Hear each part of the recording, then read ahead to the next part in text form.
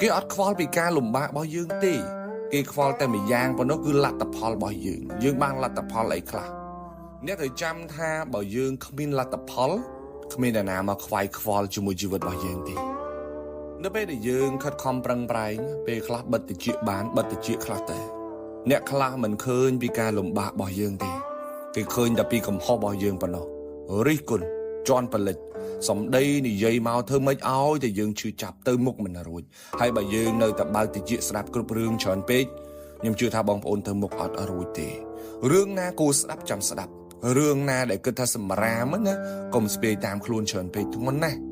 នៅពេលដែលយើងកំពុងតែខិតខំប្រឹងប្រែងត្រូវមានអំណត់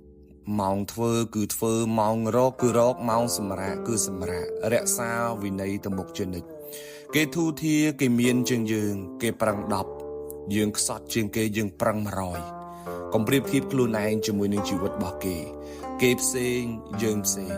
ប្រាប់ខ្លួនឯងថាប្រឹងរាល់ថ្ងៃនឹងដើម្បីអ្នកណាហើយបើសិនជាយើងមិនប្រឹងតែមានរឿងអីកើតឡើងយករឿងទាំងអស់នឹងមកពិចារណាម្ដងហើយ